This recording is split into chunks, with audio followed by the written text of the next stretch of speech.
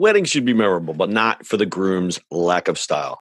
That's why our friends at the Black Tux rents suits and tuxedos that you'll love wearing at your wedding. So if you wind up getting featured on a list of 23 epic wedding fails, or say your reception table catching fire, your DJ playing Let's Get It On during the father-daughter dance, at least you know you'll look good for your close-up. Listen, guys stress about weddings too. Me, I've never been married, but I've had to rent quite a few bad tuxes in my day. Those rental stores, they're just renting you a penguin costume for the day. It's uncomfortable, it never looks right, and that giant bow tie, that's got to go. It's a big day. You got to have some style. So go to theblacktux.com. Check out their tuxes. Let me tell you, now you're dressing in style. They've even got a groom's guide with helpful tips for the groom who might be feeling a little overwhelmed by the whole getting married thing, if you know what I mean. But the best part about the Black Tux is that they have an easy online ordering process that brings your suit or tuxedo straight to you. Just pick a style at theblacktux.com and request a free home try-on so you can feel the fit and quality before you commit. And if online isn't your style, they have showrooms all over the country where you can find your fit and plan your look. From there, they'll ship your order 2 weeks before your wedding so you can check it out one last time. Talk about commitment. Over 5,000 five-star reviews across Wedding Wire, The Knot, and their own website. They all agree you won't find another rental experience or designs like the ones you'll find at the Black Tux. Grooms, if you want your wedding to be remembered for the right reasons, visit theblacktux.com/listen. That's theblacktux.com/listen for $20 off your purchase. Walk, don't run to theblacktux.com/listen to find a look for you and your crew. Theblacktux.com, formal wear for the moment. It's the E-Commerce Minute, your daily dose of e-commerce, tech, and retail news with your hosts, Bart Mraz and John Suter. The E-Commerce Minute is a production of Sumo Heavy, a digital commerce consulting firm in Brooklyn, New York, and Philadelphia. Find us on the web at sumoheavy.com. It's E-Commerce Minute, episode 315. In today's episode, StoreMe lets travelers stash their bags. Let's say you're traveling to New York City for a meeting or a short trip. You've got time to kill before your train, but you're burdened with your suitcases. We can tell you from experience, it's zero fun navigating the city, lugging around a bag or a briefcase. And because of terror fears, gone are the days of anonymously stashing your gear in a bus terminal or a hotel locker. Wouldn't it be great to have a place where you just stash your bags while you hit the town? That was the thinking behind StoreMe. Think of it as a cross between Uber and Airbnb for luggage. It's an on-demand mobile app that connects travelers and tourists with a place to safely store their stuff from a few hours up to 7 days.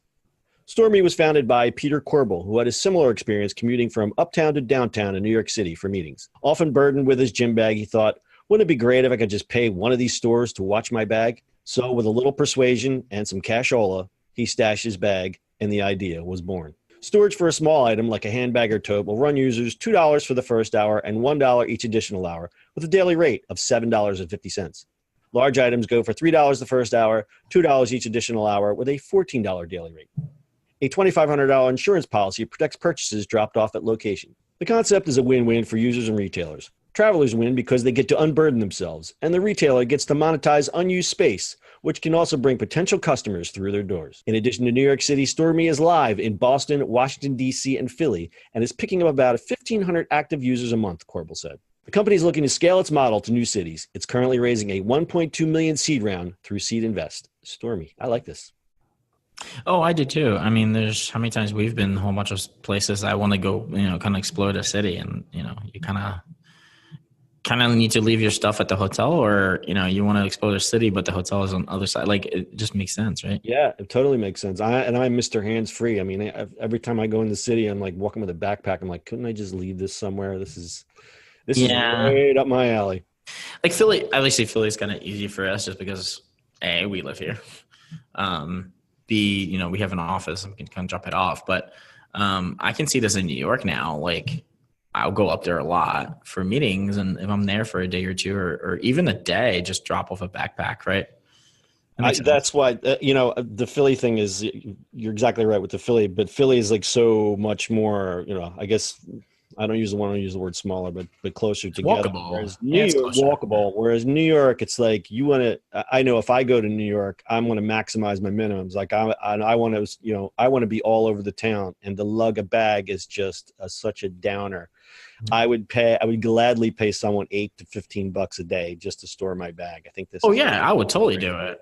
Yeah, absolutely. I mean, to be fair, in New York is also easy because we have friends and we can drop it off in their places. But I think near, remember when they used to? Here's the funny part is this is an all concept because remember when bus stations and Amtrak and stuff like that had lockers.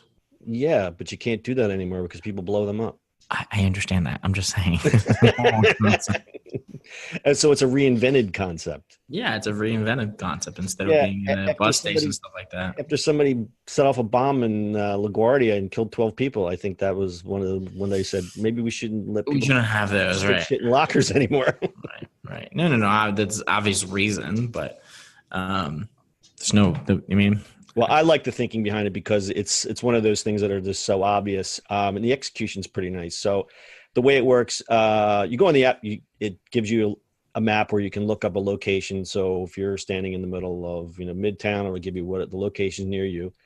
You input the number of bags you need to store. Then you take a photograph, and the storage site will review it because I guess just saying I have a bag to store isn't good enough. It's like I have a bag to store, and then you show up with this giant weird bag full with rifles and stuff sticking out of it. So the hosts have a right to refuse the bags, and they can inspect them before they come in. So you can't have any just wacko just showing up with can I hide my bombs in your store? So there's a level of security there. Then you tell them how many bags you have, and then like I said, the host can refuse or accept, and then you take your bag there. They have insurance, so you don't have to worry about either God forbid you go there, you put your bags there, and then the store burns down or it gets robbed or something like that. So there's insurance for that. So I think it's a great model, and it's great for, as we like to say, the bricks and mortar retailers who are struggling with foot traffic anyway, and can make money off that unused space. I know that if I had a retail store, I would definitely jump on this. Yeah. One thing I noticed, the reason this came across my radar was there was an article in Technically Philly, and they landed in Philly and interviewed Peter Corbell. The reason he picked Philly, because you would think, oh, well, he's in New York and he's going to go to San Francisco or something like that. They picked Philly. They have 10 locations already in Philly. And he said most of the vendors that they have are dry cleaners because they just have the space. So that's pretty interesting. And they picked Philly due to the proximity of the Amtrak line. So they picked typical travelers, like us, who you get off the train and there you are stuck with your bag for the day. But I think this is a great idea, great concept. It's StoreMe. Yeah, I mean, if they only do the Northeast, basically corridor of Amtrak, they win. Yeah, it's great. I don't know if they're making money. Obviously, they're raising some more money, so we'll keep an eye on these guys. There's a video on our website, ecommerceminute.co, that shows a video of how the app works. The URL is getstoreme.com. Do you have anything else to add, Bart? Yeah, actually, since we're talking about Philly, if you guys have noticed, I no longer talk about New York.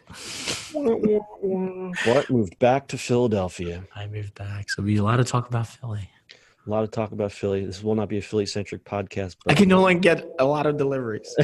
Mark can no longer get his burritos delivered to his door at 3 o'clock in the morning. Actually, we should have an episode of that because actually I can, which is kind of crazy. Is it a Postmates story or is it No, just overall delivery things, the differences. You got the best Whole Foods in the world right across the street from your house. Yes, so for that alone, I am insanely jealous. Also, they deliver, and you know what? I hate you. Seriously.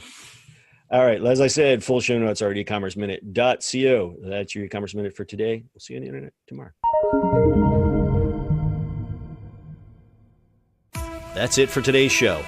If you like the show, do us a favor and subscribe or leave us a review on iTunes. And don't forget, you can now listen to the e-commerce minute on your Amazon device. Just add e-commerce minute to your flash briefing. And finally, if you have a comment or suggestion or just want to say hi, find us on social media at Sumo Heavy.